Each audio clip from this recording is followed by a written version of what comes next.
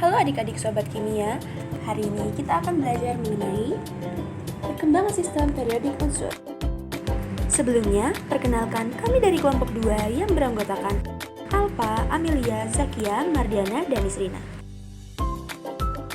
Beberapa dari kalian pasti ada yang masih bingung kan terkait materi sistem periodik unsur?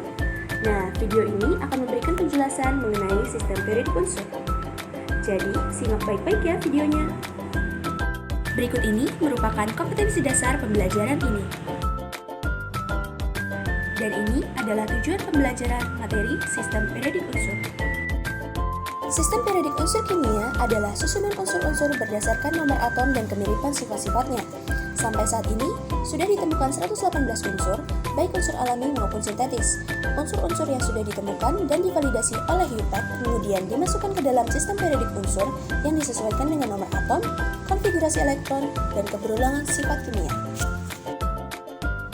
Dalam tabel periodik modern, unsur-unsur dikelompokkan dalam lajur vertikal atau yang disebut golongan dan lajur horizontal atau yang disebut periode. Setiap kotak dalam tabel periodik unsur memuat informasi mengenai nomor atom, lambang, dan nama unsur serta massa atom relatif. Pengelompokan unsur-unsur dalam suatu sistem periodik mengalami perkembangan dari masa ke masa. Lalu, bagaimana perkembangan sistem periodik unsur hingga tersusun seperti sekarang ini? Yuk ikut kakak melihat sejarah perkembangan sistem periodik unsur. Perkembangan sistem periodik unsur diawali pada tahun 1789 oleh Antoine Lavoisier. Pada tahun itu, Lavoisier berhasil mengelompokkan 33 jenis unsur berdasarkan sifat kimianya, yaitu gas, tanah, logam, dan non-logam. Yang kedua adalah pengelompokan triade de Bruner pada tahun 1817. De Bruner berhasil mengelompokkan unsur-unsur berdasarkan kenaikan massa dan kesamaan sifatnya.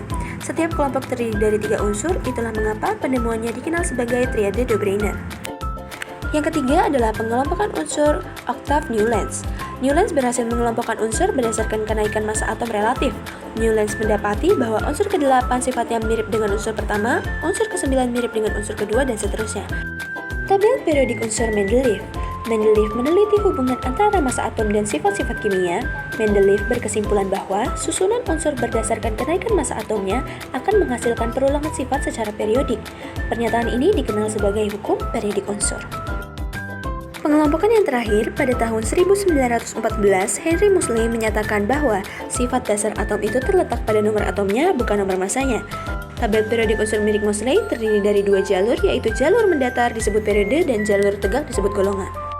Untuk pembahasan selanjutnya, dari setiap model sistem periodik unsur dari tahun ke tahun, ada loh kelebihan dan kekurangannya.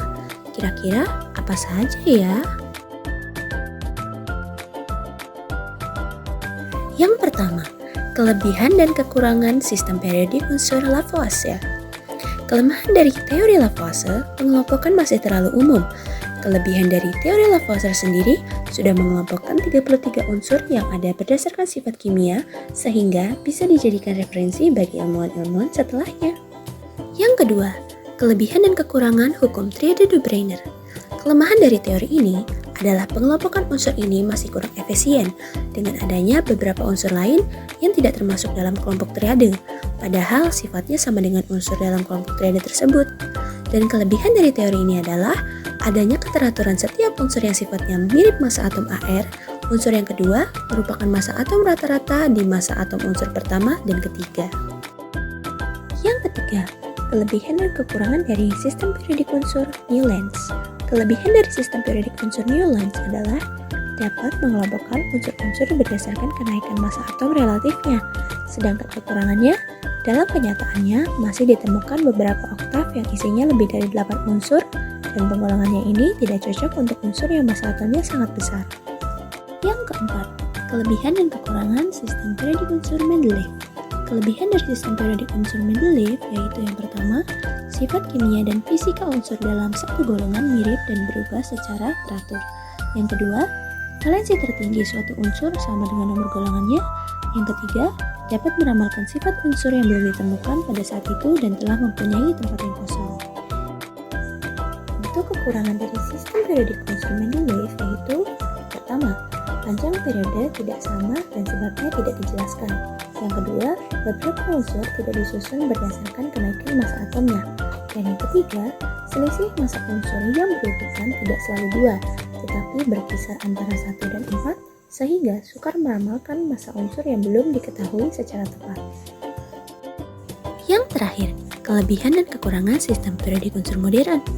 Kelebihan dari sistem periodik unsur modern yaitu mudah dibaca dan dipahami, strukturnya jelas dan tertata dengan lebih baik, serta menyisakan tempat bagi unsur-unsur yang belum ditemukan. Kekurangan dari sistem periodik unsur modern, belum ada kekurangan yang baik pada susunan tabel maupun peletakan setiap unsurnya, sehingga tabel periodik terus digunakan sampai sekarang. Sekian materi kali ini, terima kasih, semoga bermanfaat.